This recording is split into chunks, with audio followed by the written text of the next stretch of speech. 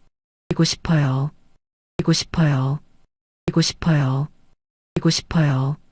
이고 싶어요. 이고 싶어요. 이고 싶어요. 이고 싶어요.